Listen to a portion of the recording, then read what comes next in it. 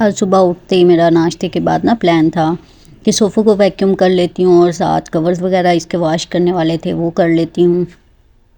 लेकिन ऐसा होता है कि जिस दिन आप एक्स्ट्रा काम स्टार्ट करते हो ना, उस दिन आपको वो काम भी करने पड़ते हैं जो आपके स्केड्यूल में नहीं होते, जिनका आपको पता होता है कि ये मेरे करने के काम नहीं है। जैसे क्लीनिंग के लिए मेरी हेल्पर आती है और उस दिन उसने छुट्टी कर ली। मैंने कहा लो जी, आज तो बुरे फंस गए, क्योंकि ज़ाहिर है घर का भी करना था और ये भी एक्स्ट्रा स्टार्ट कर लिया था। तो फिर उसके बाद मैंने अपना सफाई वाला काम स्टार्ट किया, झाड़ू वगैरह लगाई, फिर मैंने मॉपिंग की और उसके बाद डस्टिंग की। डस्टिंग करने के बाद जब मैं फ्री हुई तो तकरीबन मेरे जो सोफ़ों के कवर थे वो ड्राई हो चुके थे। ये लास्ट वाले थे जो मैंने वॉश करके डाले थे, ज़्यादा थे तो मुझे इसको 2-3 दफ़ा डालना पड़ा ना, एक दफ़ा में ये वॉश नहीं हुए थे। और फिर यहाँ पर ये जो कुशन्स के कवर वगैरह थे वो छाँव में थे तो अभी गीले थे, फिर मैंने उनको थोड़े धूप वाली जगह पे किया ताकि ये जल्दी से ड्राई हो जाए और मैं इसका काम निपटा सकूँ ना। मुझे होता है जो काम शुरू किया है ना वो जल्दी से बस ख़त्म हो जाए, उसको पूरा ख़त्म करके छोड़ना है, लटकाना नहीं है। जब लटक जाता है ना बस फिर वो लटका ही रहता है, फिर आपके 2-3 वो काम इसी में जाता है। इसलिए मैं जब सोफ़ों के कवर उतारती हूँ ना, जब उतारे हैं बस तब डायरेक्ट वॉशिंग मशीन में डालने हैं। अगर आप इस जो आपकी लॉन्ड्री वाली बिन है ना उसमें डाल तो बस फिर वो हफ्ते पे काम लटक जाता है ना। और यहाँ मैं उतार के ले आई तो मैंने कहा साथ लगते इनको सेट भी कर दूँ, क्योंकि बच्चों वाला घर है, फिर हाथ वाथ लगा के ये सोफ़ों का कोई हाल नहीं छोड़ते ना। और अभी फ्रेश वैक्यूम किए थे तो मुझे ये था कि साफ़ सुथरों के ऊपर ही मैं कवर अब इनको कर दूं, ताकि क्योंकि बच्चे को आप जितना भी मर्ज़ी कर लो ना, इब्राहिम और अबीहा की आदत है जैसे आना है बस हाथ याद। और यहाँ ये इतना मुझे पुरसकून लग रहा था, मेरा दिल करता था मैं चाय का कप लूँ और मोबाइल पकड़ूँ और थोड़ी देर पुरसकून होकर बैठूँ, लेकिन टाइम नहीं था हमारा तो मैंने ये वाला प्लान किया कैंसिल। आज हमारा गांव जाने का प्लान था, मौसम चेंज हुआ है तो कुछ 1-2 काम भी थे हमारे जिनके लिए जाना ज़रूरी था, तो हम फिर गांव के लिए इनको मैंने रेडी शेडी किया और हम निकल पड़े। सफ़र में ना ऐसा होता है, मेरा दिल चाह रहा होता है कि बस म्यूज़िक चल रहा हो और मैं बाहर देखूं खामोशी के साथ, जो इर्द गिर्द के मनाजर सीन्स हैं ना उनको एंजॉय करूं। लेकिन हैदर को होता है कि हम गपशप करें, बाहर निकले हैं एंजॉय करें, तो हमारी अक्सर इस बात पे बहस हो जाती है। उन्हें लगता है मेरा मूड ऑफ है, हालांकि ऐसा नहीं होता, बस हर बंदे की अपनी अपनी आदत होती है ना। मुझे ट्रैवलिंग के दौरान ज़रा खामोश रहना पसंद है, लेकिन बच्चों के साथ आप कहाँ खामोश रह सकते हो और कहाँ वो चीज़ एंजॉय कर सकते हो। ये सारी इंजॉयमेंट्स पहले की होती हैं। बच्चों के बाद तो ट्रैवलिंग में बस एक को संभाल लो और दूसरे को संभाल लो, इनकी बातें सुन लो ना। और इब्राहिम इस दफ़ा पहली दफ़ा था, ये मैं आपको कार के अंदर का सीन दिखा रही हूँ। म्यूज़िक भी सुनवाती लेकिन कॉपीराइट का इशू आ जाएगा। और इब्राहिम का मैं बता रही थी, ये फ़र्स्ट टाइम बैक सीट पे बैठा और हमने बोला भी नहीं था, खुद ही बैठ गया पता नहीं कैसे, और पीछे बैठ के पता नहीं क्या बातें कर रहा था। और यहाँ हम उधर पहुँच चुके थे, उनके ये उन्होंने जानवर वगैरह रखे हुए थे और इब्राहिम इनको देख के बहुत खुश हो रहा था ना। इनकी डग्स भी थी, उनका मैं क्लिप लेना भूल गई। उनको देख के ना मुझे याद आ गया, किसी ने मुझे टोटका बताया था। अच्छा ये जानवर ना, ये हम गुजर रहे थे तो रोड के बिल्कुल साइड पे थे।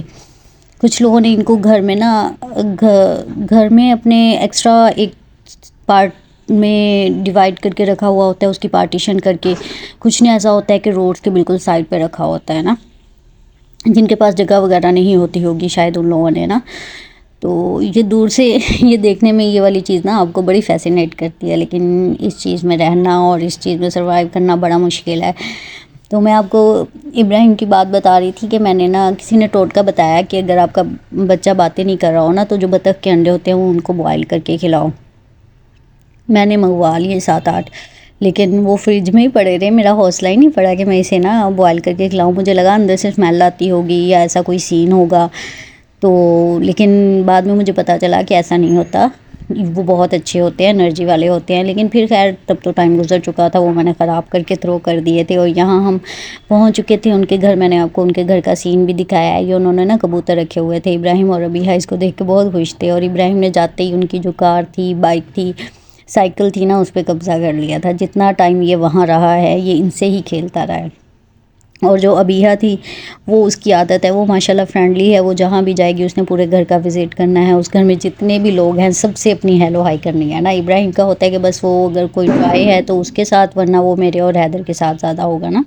लेकिन अबीहा जो है ये सबके साथ हो जाती है ना। यहाँ पर अब उनका बेटा कह रहा था कि मैंने साइकिल लेनी है और ये कह रहा था मैंने लेनी है। मुझे समझ नहीं आ रही थी कि मैं उसको कहूँ या इसको बोलूँ, ये देने को रेडी नहीं था और वो बेचारा भी ज़रा ऐसे ही था। ज़ाहिर है उसकी चीज़ थी, बच्चों के लिए ये थोड़ी चीज़ें मैटर करती हैं। तो यहाँ पर दूध बॉयल हो रहा था, तो मैंने सोचा ये मैं आपका कुकिंग का जो क्लिप है ये भी आप लोगों से शेयर करती जाऊँ। गाँव की लाइफ बहुत सादा होती है, लेकिन सादा होने के साथ ये मेरा ख्याल है इसमें स्ट्रगल ज़्यादा होती है, हार्ड वर्क ज़्यादा होता है हम लोगों की निस्बत। तो यहाँ पर दूध बॉयल हो चुका था, फिर ये हमारे लिए पुलाव बन रहा था और कुकिंग के साथ साथ आग को मैनेज करना और बड़ा मुश्किल काम है ना। वैसे मैंने तो थोड़े क्लिप्स लिए थे और मैं उठ जाती थी।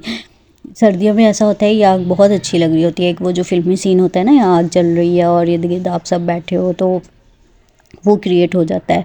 हम जब गांव जाते थे ना सर्दियों में, तब ऐसा होता भी था कि जब बहुत ज़्यादा ठंड होती थी ना, फिर उनका सेन कच्चा बहुत बड़ा होता था मेरे चचा लोगों का। अब तो खैर उन्होंने छोटे छोटे हो गया, वहाँ पर फिर दरमियान में आग जला के इर्द गिर्द सारे बैठ जाते थे ना ये। लेकिन ये बहुत टाइम पहले की बात है। और यहाँ ये इन्होंने जानवर रखे हुए थे ज़रा साइड पे, तो हम वो देखने गए थे और इधर बहुत अंधेरा था।